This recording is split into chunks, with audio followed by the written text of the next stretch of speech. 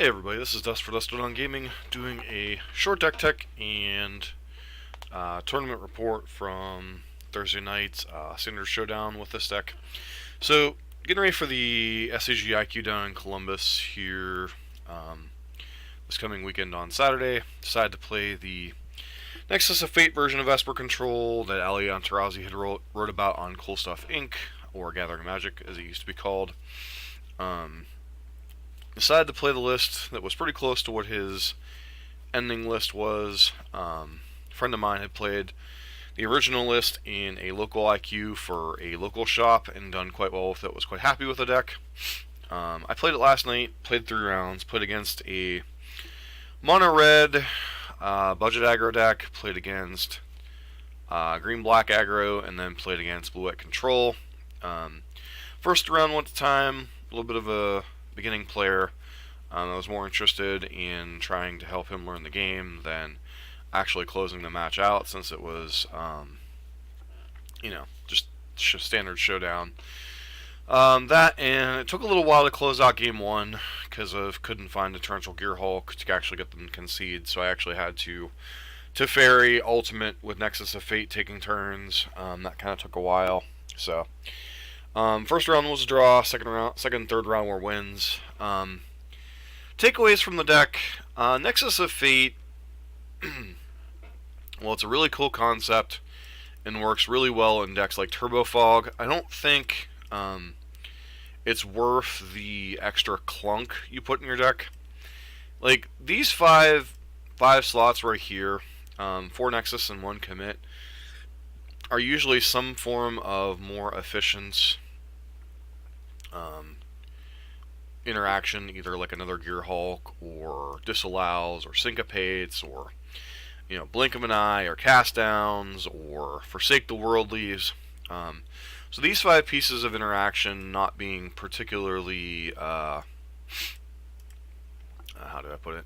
Not being particularly mana efficient and not really impacting the game until you're already kind of established in the head with Teferi into Nexus of Fate. Helps you close out the game, but I don't think it adds to the, especially in the aggro kind of aggressive mid-range meta we're kind of in. I think you want to be interacting on the early turns, and this package kind of hurts you in that regard.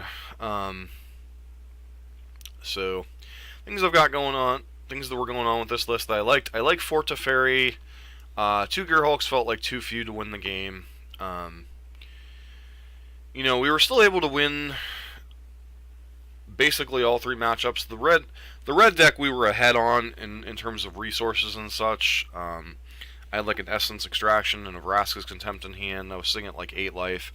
So I likely would have won the long game, but it just felt very almost unnecessary. I actually boarded out the Nexus of Fates in both the mono red and green black matchups, and then so it just felt like this is something I'll toy with post rotation once Gearhulks have rotated out of the format, and as long as we get the Dimir Shockland, Watery Grave. This is definitely a deck I'll toy with, that and Bant Fog if we get another Fog in Ravnica. But to me, this card, especially going into a serious unknown meta, this card's kind of a liability. So that's pretty much my opinion on the deck. As far as the deck itself, you basically have your typical Esper control shell. Fatal Pushes, Cast Downs, Contempts. You have some Essence Scatters and Disallows. Glimmer and Illumination to get card selection. Couple Settle the Wreckage, which is a little unusual. It definitely strains the Esper mana base, but I have found a lot of situations where I want pseudo sweepers against like mono green aggro or red black mid range. Even the mono red deck, if they give you enough time and you're able to keep your life total high enough. Settle the Wreckage is one of the few cards that can kind of catch you up, and then pair that with Gearhulks. The sideboard was a bit of an experimentation. There was no Scarab God. Why is the Scarab God in my sideboard right now? It was a Gearhulk. Torrential Gearhulk.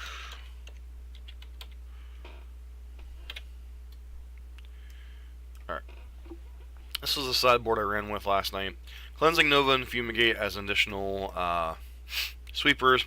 The split, Cleansing Nova is specifically in case I run into some weird, like, mono blue artifact storm deck or some other artifact based deck. I want to be able to have a sweeper that hits those as well. Excuse me. Lyra Dawnbringer and Essence Extraction were for the aggressive decks. These came in against the red decks, obviously. A couple Jace's defeats and negates for the blue matchups. Argyl's Bloodfast, also a card advantage engine. Invoke the Divine and Forsake the Worldly both come in similar matchups where there's a lot of artifacts and enchantments. One, you're able to cycle in an Exiles. The other one gains you some life, which is relevant against something like Red-Black. Chromium, pretty good in the Control Mirror, and then Torrential Gear Hulk. Wanted it for both the Control and the mid-range mirrors. So, that's the take I ended up on. So,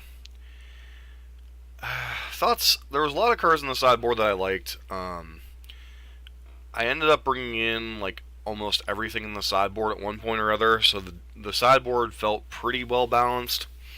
I had some work to do for the regular Esper deck that I'm going to be playing a little bit here in a bit. I just wanted to do a quick deck tech and wrap up. The Esper control deck that I'm going to be running later is a little bit more normal. Yeah. Gotta cut one card. Not sure what it'll end up being. Or if I'm just going to run the 61 card special, we'll see. But I'll get to that here in a bit. Thanks for tuning in. This has been Dust for Dusted on Gaming with a quick Thursday night standard showdown wrap up on Esper Nexus and why I won't be playing that particular build at the IQ this weekend.